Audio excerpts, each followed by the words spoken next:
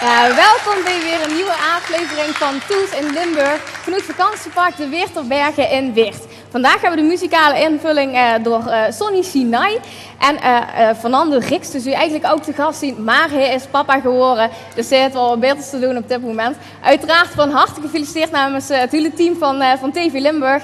En hij komt gewoon een andere keer terug om over van alles en nog wat te vertellen. En natuurlijk over de kleine. En wie we vandaag ook te gast hebben is niemand minder dan G. Reinders. Welkom. Dankjewel. Iedereen ken ik natuurlijk als zanger en schrijver. Maar ik ben wel eens benieuwd, zo'n vakantiepark, is het eigenlijk ook vet voor u om op vakantie te gaan? Soms wel. Als het niet druk is, vind ik dat heerlijk. Als het niet druk is, ja? Je moet er echt een beetje rust hebben. Ja, heel veel rust. Ja, want een vakantie, wie zit er bij achterhoed? Niks doen. Vooral niks doen? Nee. Nee? Verhuren meestal een huisje in Zuid-Frankrijk en dan doen we helemaal niks. Helemaal niks? Nee, lezen, wandelen, heel veel wandelen. Ja, want mij is wel eens opgevallen inderdaad. Ja, we moeten even onder de tafel kijken, want... Moeten ze boven tafel komen? Ja, als het kan. Nou, kijk aan, hartstikke lenig nog. De berg is gewoon inderdaad, want ja, wandelen dat gaat dus heel vaak. Ja, heel veel. Ja. En als je dan in bepaalde gebieden wandelt, komt er dan ook een bepaalde inspiratie voor? Ja, ik heb altijd de iPhone bij me. En daar staat nu het van, volgens mij crasht er daarom ook. Ik heb van 2700 opnames erop staan voor ideeën voor liedjes.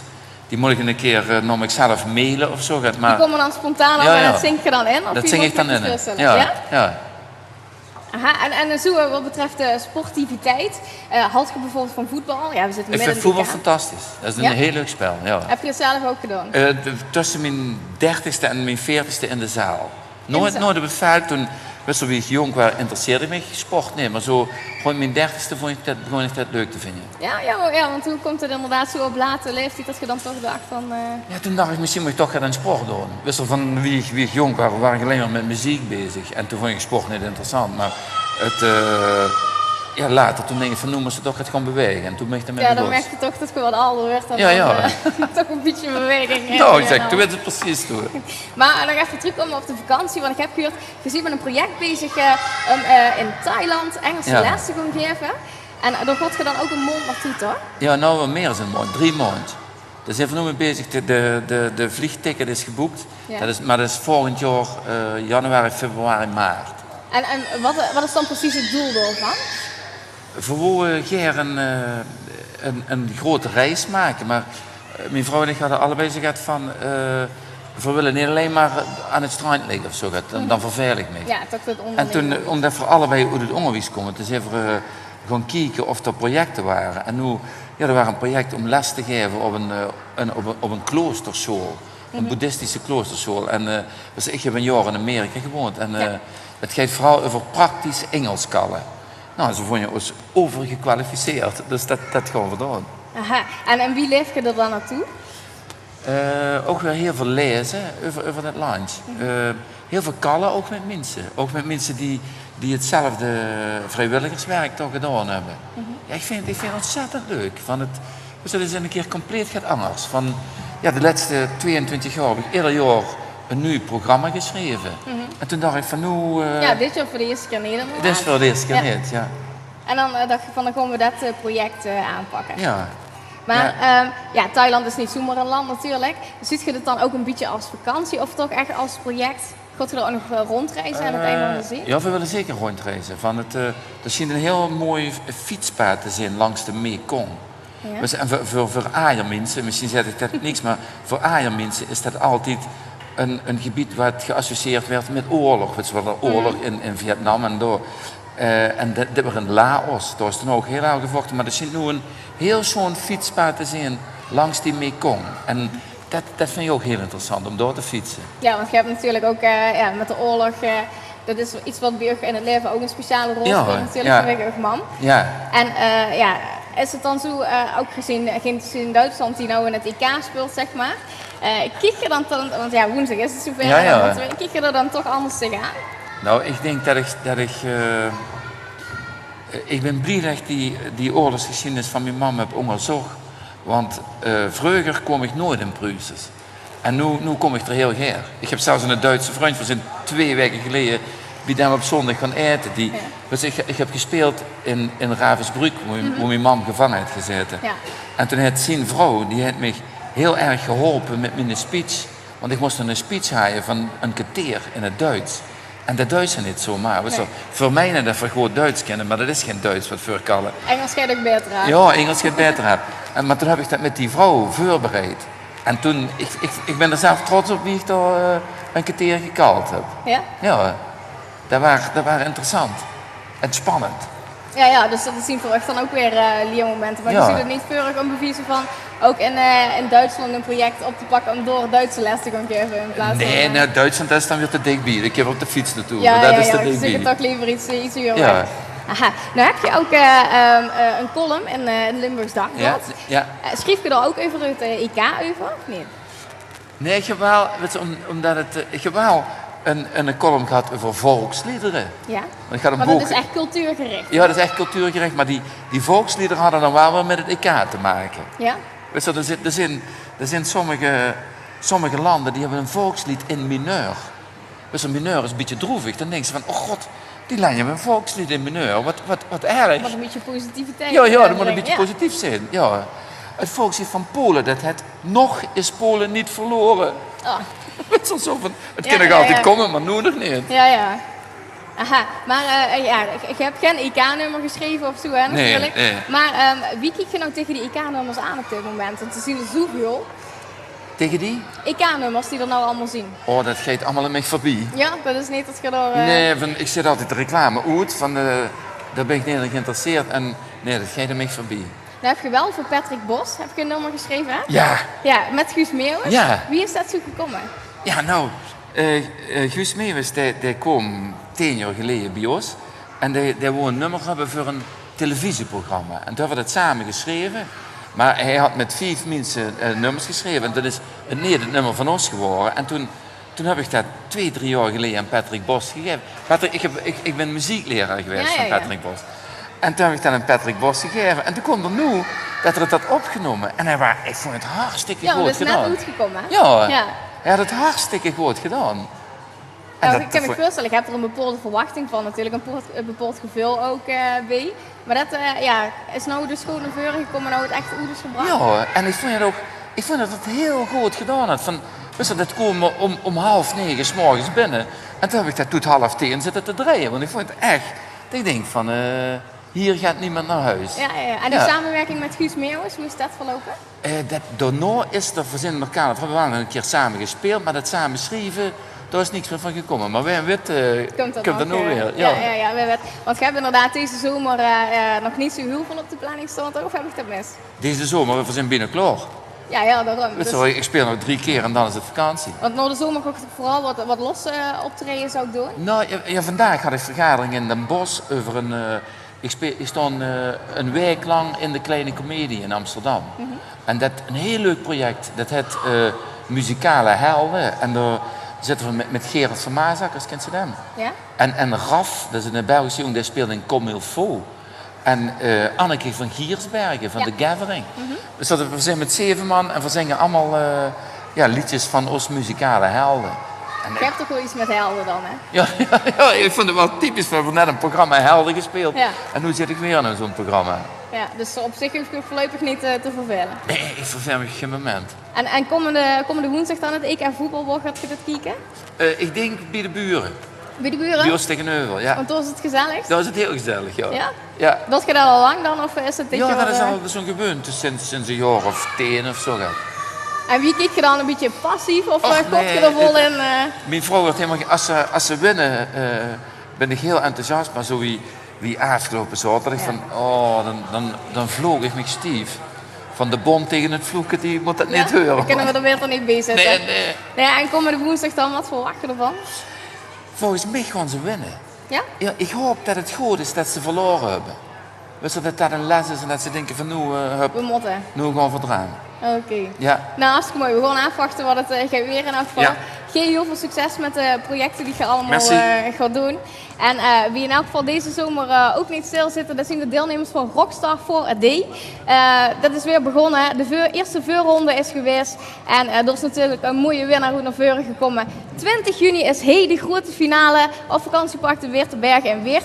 Maar we gaan eerst even kijken wie die voorrondes er goed zijn.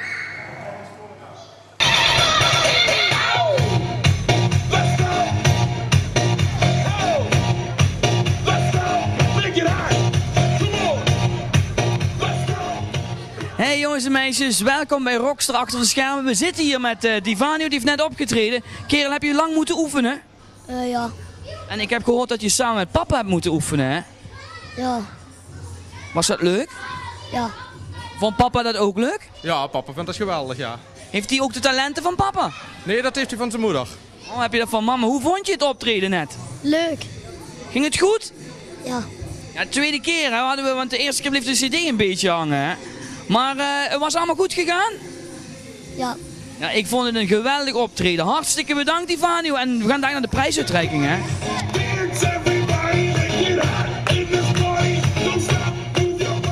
Ja, en nu zitten we hier met Esri. Esri, hoe vond jij het? Leuk. Hoe was het gegaan? Heel goed. Jij had gedanst, hè? En was het een dansje dat je helemaal zelf had verzonnen? Nee. Jij danst ook bij een hele leuke dansschool, hè? Ja. Hoe heet die dansschool? Studio Hellebrand. Ja, dat kon je wel zien, want het ging hartstikke goed. Ik zie ook, je bent hartstikke mooi opgemaakt. Wie heeft dat gedaan? Mijn moeder. Oh, dat kan ze dan wel ook heel erg goed, hè? Mama, was u trots? Ja, ik ben ontzettend trots op mijn dochter. Ze doet het ook heel goed, vind ik. Ja, ze was hartstikke goed. Ik vond, jij bent een van mijn persoonlijke favorieten. Ik hoop dat jouw plaatsje in de halve finale toch wel dadelijk een gouden ticket gaat opleveren.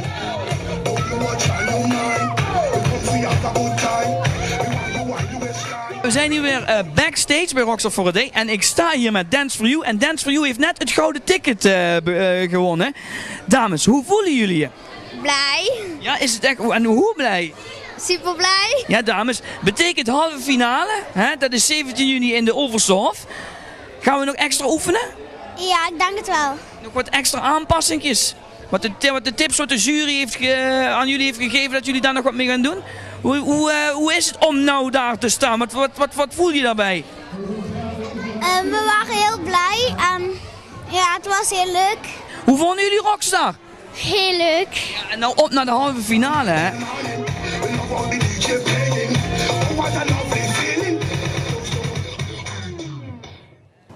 Ja, dat was de eerste voorronde van Rockstar for a Day. Er zullen er nog een aantal volgen en de grote finale dus hier te volgen 20 juni op de Weerterbergen in Weert.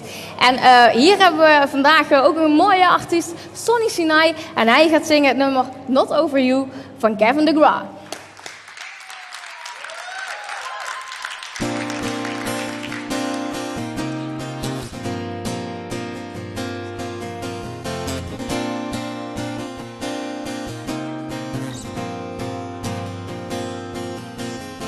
Dreams, that's where I have to go to see your beautiful face anymore. I stare at the picture of you, listen to the radio, hope there's a conversation. We both admit we had it good. Until then it's alienation. I know that much is understood. And I realize if you ask me how I'm doing, I would say I'm doing just fine. I would lie and say that you're not on my mind. But I go out and I sit down at the table set for two, and then finally I'm forced to face the truth. No matter what I say, I'm not over you. Not over you. Damn girl, you're doing well. And I thought you're innocent to this heart and then put it through hell. Still you're magnificent. I'm a boomerang. Doesn't matter how you throw me. turn around and I'm back in the game, even better than the old me. But I'm not even close without you. If you ask me how I'm doing, I would say I'm doing just fine. I would lie and say that you're not on my mind. But I go out and I sit down at the table set for two, and then finally I'm forced to face the truth. No matter what I say, I'm not over you. And when I had the chance to renew, you knew there isn't a thing I wouldn't do. I would get back on the right track, but only if you'd be convinced. So until then, if you ask me how I'm doing, I would say I'm doing just fine. I would lie and say that you're not on my mind. But I go out and I sit down at the table set for two, and then finally I'm forced to face the truth. No matter what I say, I'm not over you. Not over you. Not over you. Not over you.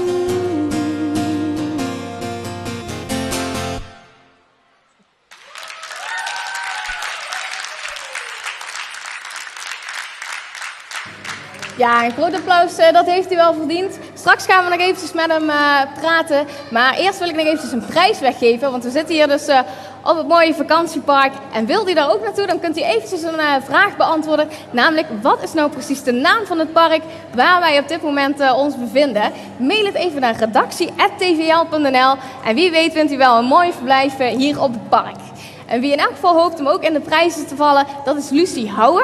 Zij is rolstoelbasketbalster en zij doet mee aan de Paralympics, althans dat hoopt ze. Iedere dinsdag zenden we een reportage uit over de deelnemers die kans maken om deel te nemen aan of de Olympische Spelen of de Paralympische Spelen. En we gaan even kijken naar Lucie Houwe.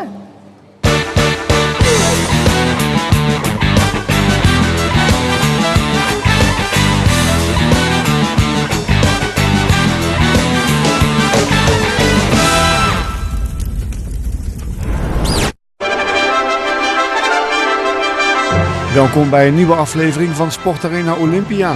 In deze serie stellen we sporters met Olympische of Paralympische aspiraties aan u voor. Vandaag is dat Lucie Houwe, die met het rolstoelbasketbalteam niks liever wil dan een medaillejacht in Londen.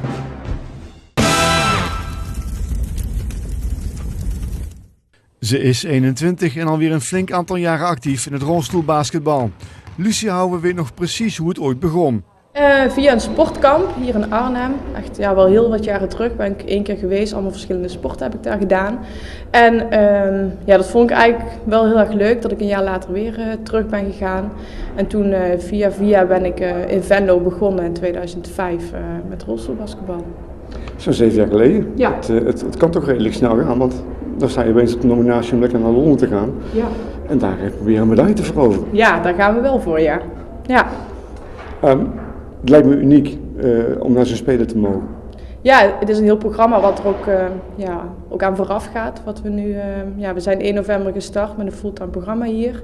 Dus ja, je werkt er wel langzaam naartoe en het komt steeds dichterbij. En ze krijgt er steeds meer zin in. Lucie Houwe is al jaren vertrouwd met de rolstoel. Kleine stukjes lopen gaat wel, maar met een beperking. Ja, met een beperking. Dus kleine stukjes in huis, dat gaat wel. Maar zodra het buiten huis is, dan neem ik de rolstoel mee. Want ja, de lange afstanden is gewoon niet te doen. Jij hebt dus stevige armen, mag ik wel zeggen. Ja, we doen hier flink aan krachttraining, hier iedere dag trainen. Dus op een gegeven moment dan gaat het wel groeien. Is er sprake van dopinggebruik? Gehandicapte sport? Ik heb het nog nooit meegemaakt, maar we worden wel getest. We moeten ook iedere dag onze whereabouts doorgeven. Dus de mogelijkheid om te testen is er wel, maar ik heb nog nooit gehoord dat iemand het ook daadwerkelijk gebruikt heeft. Toch zou dopinggebruik niet eens vreemd zijn, omdat rolstoelbasketbal een enorm zware sport is. Nou, het is een fysieke sport. Je moet er wel flink voor werken om vooruit te komen. Ja, en we doen ook krachttraining. Dus ook een stukje kracht, dat heb je wel nodig om te schieten, maar ook een stukje snelheid te ontwikkelen. Dus het gaat er wel ook hard aan toe. Je zit van jongs af aan in een rolstoel, dat is een groot voordeel, want je kent die stoel door en door. Je weet precies wat je kunt en wat je niet moet doen. Ja, het is wel belangrijk, zeg maar. En ook de stoel waar je in sport, dat is ook belangrijk. Dat die gewoon ook goed zit, dat je een goede positie in je stoel hebt. Dus dat werkt wel mee. Rolstoelbasketbal lijkt in meerdere opzichten op valide basketbal. Zo is ook in het rolstoelbasketbal lengte belangrijk. En Lucie is hartstikke klein. Ja, ik hoor zeker niet tot de grootste hier op het veld. Dus ik heb ook in de bucket niet zoveel te zoeken. Dus ik speel op de forwardpositie en op guard. Dus de spelverdeler. Dus, maar de langste ben ik zeker niet, nee. Ik zag er eentje naast je staan op een gegeven moment die echt een kop hoger was. Ja, de bal die probeer ik dan wel eens te pakken, maar dat mislukt eigenlijk altijd.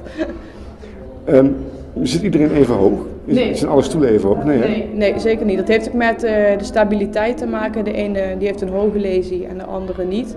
Dus die kan dan ook net iets hoger zitten en ook een stukje lengte. Als ik heel hoog ga zitten en ik wil een bal van de grond afpakken, dan val ik zeg maar om. Dus daarom is het ook wat handiger dat ik gewoon wat lager zit.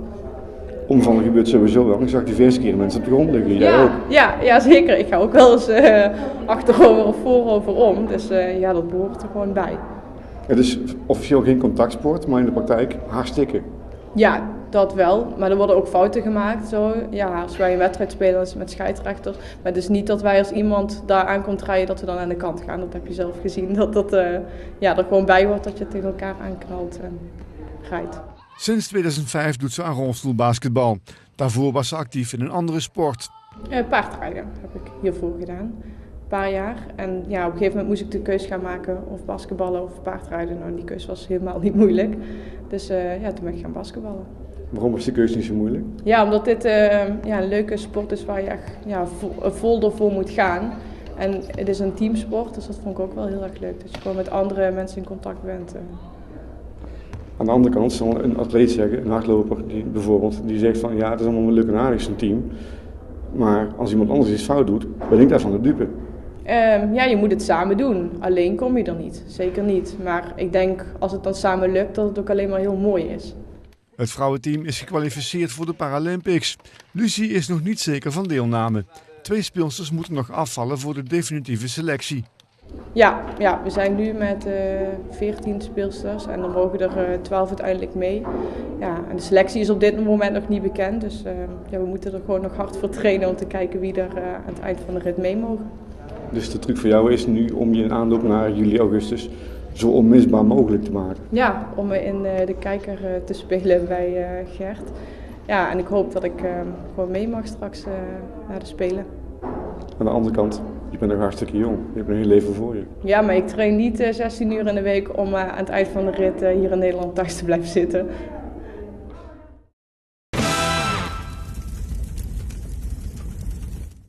Aan de bondscoach de eer om een paar zaken uit te leggen over rolstoelbasketbal.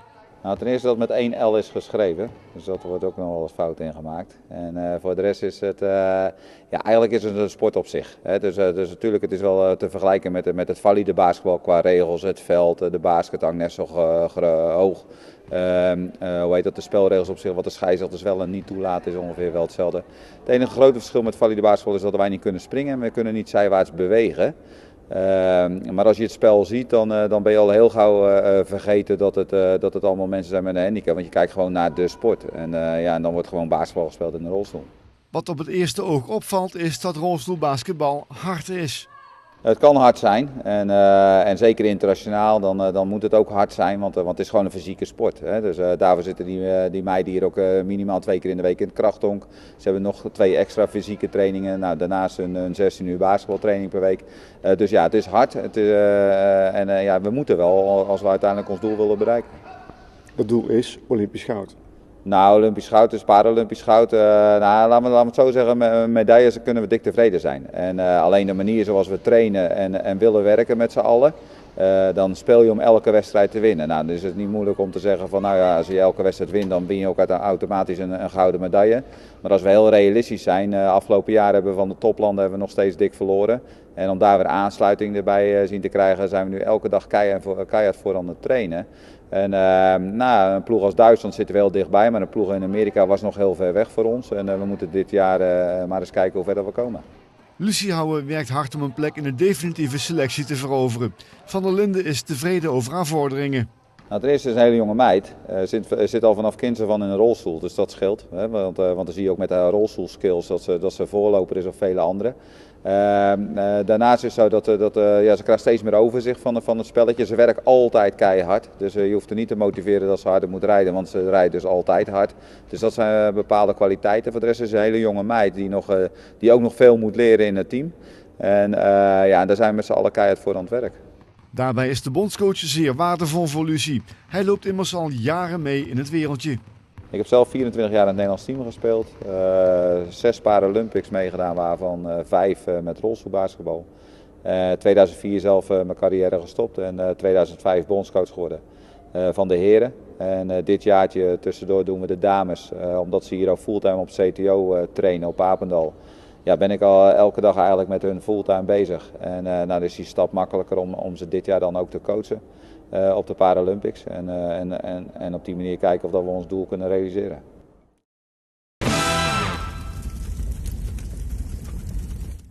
Dat je als moeder de grootste fan bent van je sportende dochter is logisch. Want ook moeders heeft veel moeten doen en laten om dochterlief te helpen in haar sport. Ja, dat klopt.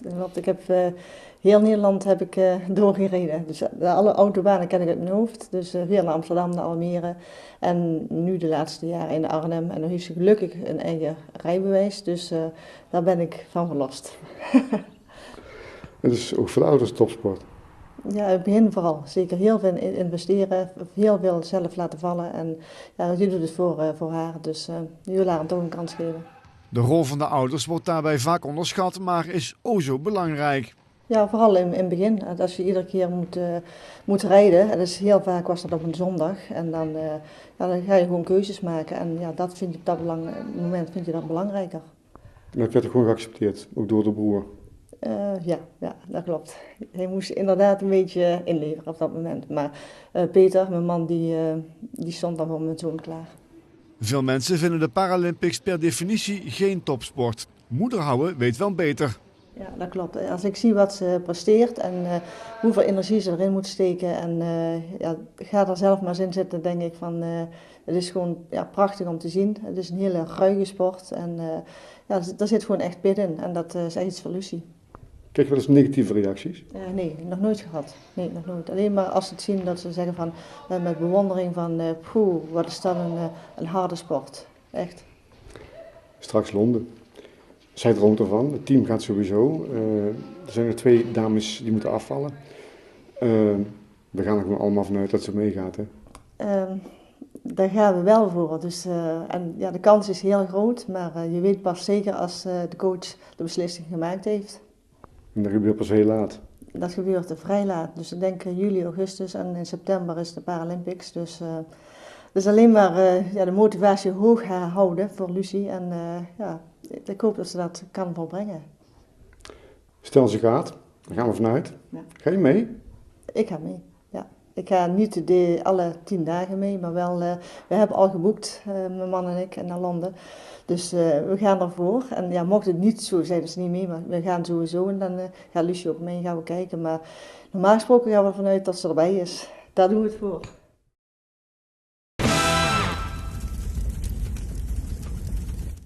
De meeste sporters hebben wel een iPad, iPod of iPhone. Hoe zit dat met Lucie?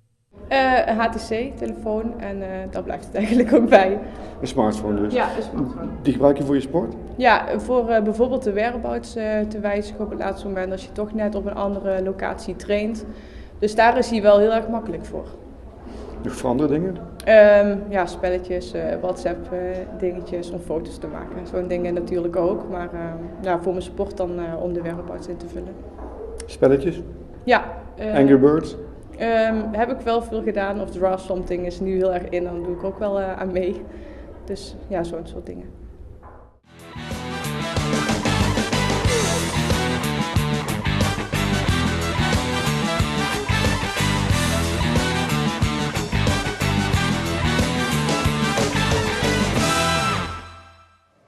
We bevinden ons nog altijd in Weert op de Weerterbergen. En we gaan er zo even uit voor de reclame. Maar na de reclame zijn we terug met nog een mooi interview met Sonny Sinai.